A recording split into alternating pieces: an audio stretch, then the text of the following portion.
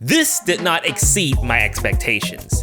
The new Sony 16mm f1.8G met my expectations. And oh yeah, it's good. And I mean, it wasn't hard. Sony just had to make it lightweight, small, and compact, and they've nailed it. Ultra wide at 16mm, f1.8, good for low light, good for astro, and good for bokeh. And the filter thread size here is the common 67mm. However, the real question is this going to be the best choice for you? How does this compare to my favorite 14 f1.8G Master?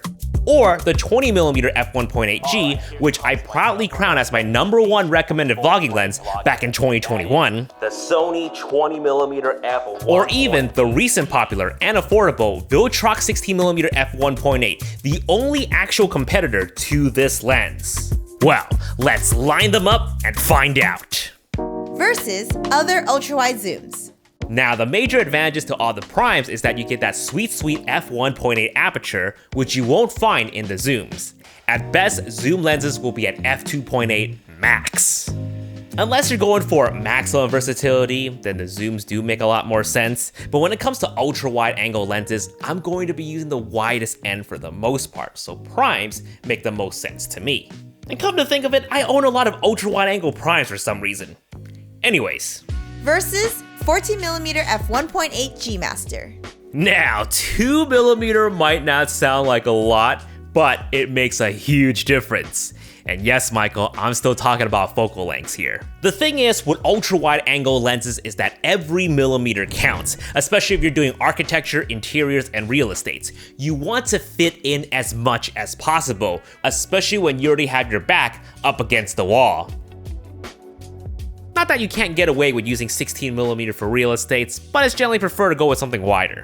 However, the caveat to the Sony 14 and the 12-24 zoom variants is that the glass here is bulbous, so you cannot screw on filters at the front of it. You can only stick these small ones up their rears, like a suppository. Yes, we get it. So not the most ideal if you're a videographer or filmmaker who heavily rely on ND filters.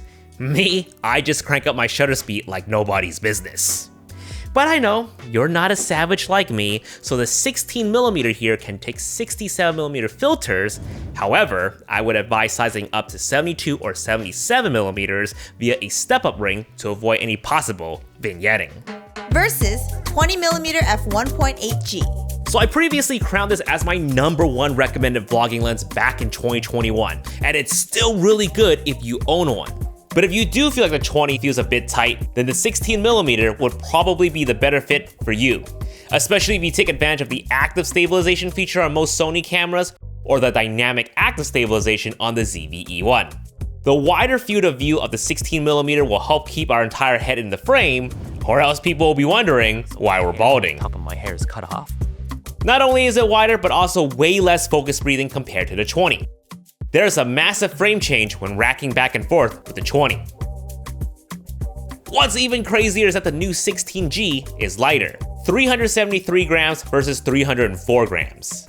Now don't get me wrong, the 20 is still a very light lens, it's just that when you have them side by side, then yeah, you can really feel the difference. Versus Viltrox 16mm f1.8. Now the only competitor to this lens is the Viltrox 16mm f1.8, which has been a community favorite. Not only were they the first to come out with a lens like this, at least for the E-mount Alpha universe, but also with a heckin' $580 price tag, so they're still cheaper in comparison.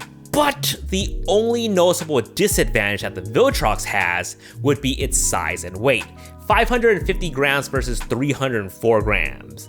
And I would honestly pay a little bit more for the smaller size and weight of Sony, especially since I travel around a lot. Now, I'm not ripping on Viltrox, okay? This video is not sponsored by Sony. I'm not getting paid to glaze. I'm just saying this now because I see Michael over there with his pitchfork ready to roast me in the comments. If you have the Viltrox and it's been working out for you, keep using it. If you can only afford the Viltrox, then get the Viltrox. It's a community favorite lens for a reason. Here's what my mortal enemy Mark Bennett had to say about it. Bokeh balls. But if you can afford the Sony, then I think you will really appreciate the smaller size and all the image quality and physical performance boost that it comes with.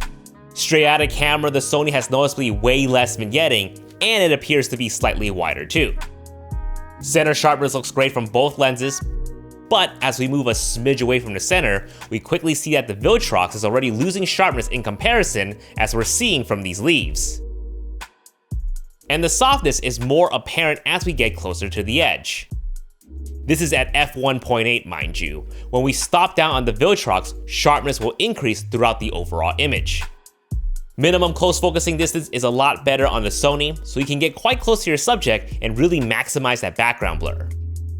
But I gotta say, the focus breathing is surprisingly very minimal with the Viltrox, and this is without the breathing compensation feature turned on. In fact, you can't even turn it on because the feature is not compatible with third-party lenses. Stop. And the video autofocus is quite good from the Viltrox. The racking between me and the background is quite smooth. However, the Sony reacts way quicker. Up. Down. Good.